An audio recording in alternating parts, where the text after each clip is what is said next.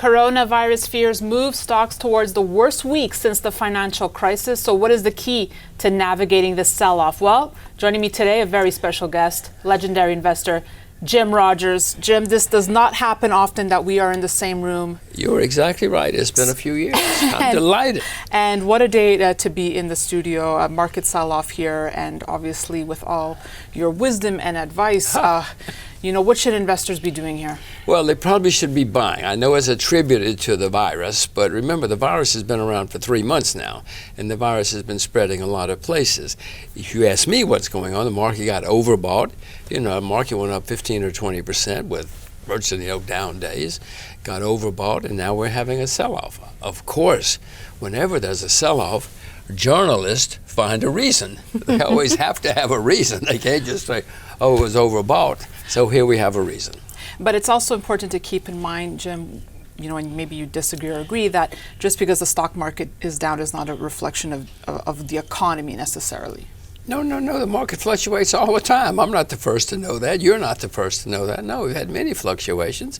This one is a severe one, but the run-up was a severe one as well. Jim, you're in New York today. I know you're based in Singapore. Can you give us insights as to, what we're getting from the news we're getting from Asia? Is it correct? Is it trustworthy? Well, what's the situation really like? I will tell you, there's such panic here in the West, if I can put it that way. Everybody's scared. I'm on a couple of boards. They don't want me to come to the meetings. They want me to sit in another room. They're like, have you been in quarantine for 12 days? Yes, it's amazing. See, I have no fear, and I'm pregnant. Good for you. There's no reason for you to have any fear. That's the point I'm trying to make. So far this year in America, something like 20 or 30,000 people have died of the flu. I don't see anybody panicking here, running around because of the flu. 2,000 or 3,000 people have died of this particular flu.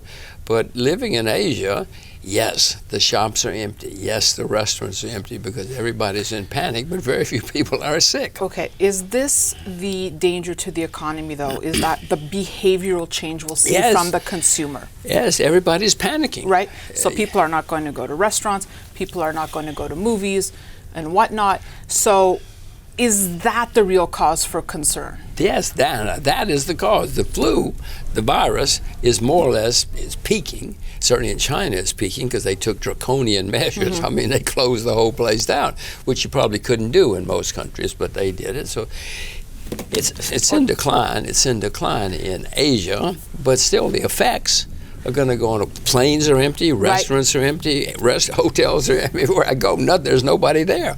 So it's having an effect. So will we have a global recession because of it?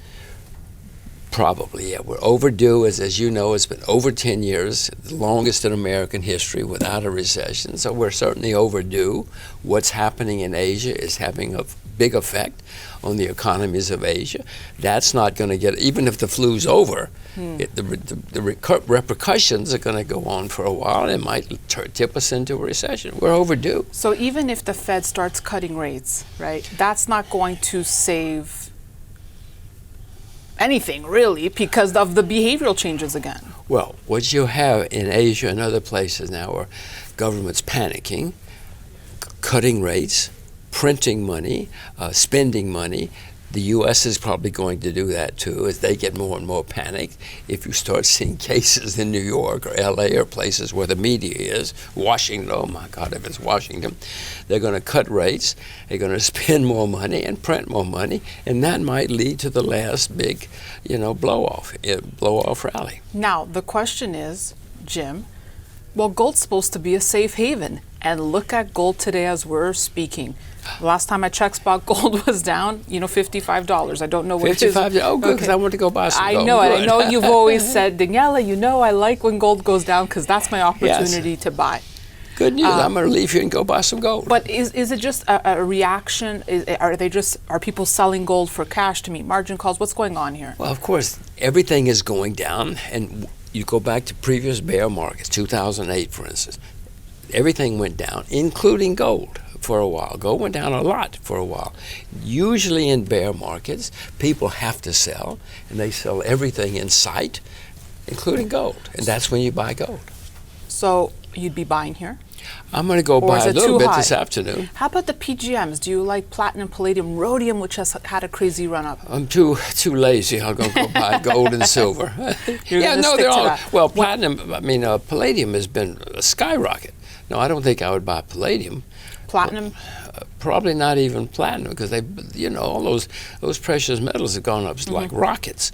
Amazing. I don't think I've ever seen, well, silver back once or twice, but you rarely see this kind of move in anything, much less precious metals. So I don't think I'll buy them. You buy them. Kitco can buy them. I'm saving for the twins, Jim. Let me ask you said you would be buying, equities here. What companies in particular? Like insurance companies, perhaps, or no? Who do you like? I would buy Asia, because Asia is down the most. I mean, America's down 14%. I mean, that's a big deal. But China's down like 60% from its all-time high. Japan.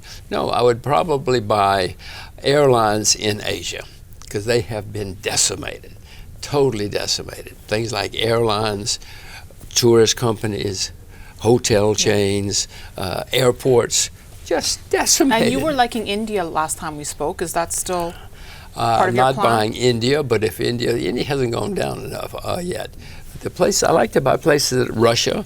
There's a company in Russia I want to be buying in the next day or two.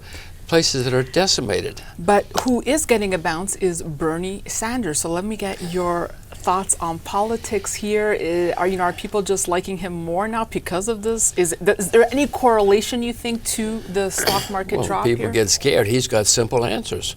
He's going to make everybody make sure you don't get hurt. You're going to have plenty of money. But I don't think he'll win. Trump will win. It's very difficult to defeat a sitting president in America, because, and the reason is sitting presidents, if they need votes over here, they spend money over here. The opposition cannot spend money over here. If they need money over here, the votes over here, they spend money over here. So it's very, very difficult historically to defeat a sitting president. So overall, how do you're in New York now. You didn't come here for refuge from Singapore, I'm assuming. No, right? No, it's not your no. safe haven. But you feel, how do you feel? Well, as I say, the main thing I've noticed on this trip is that everybody's in a panic about the virus. The fact that I think I've been in Singapore 3 days in the last month. But people know you live in Singapore. You must be, oh my God, don't come close to me. Don't come to the meeting. I'm here for board meetings. Don't come to the meetings. Phone in. I say, I haven't even been in Singapore except for 2 or 3 days. Yeah. There's panic. When you flew over here, was everyone wearing masks? Many people were. I wasn't, but I don't have a mask. Too much trouble. I'm too lazy.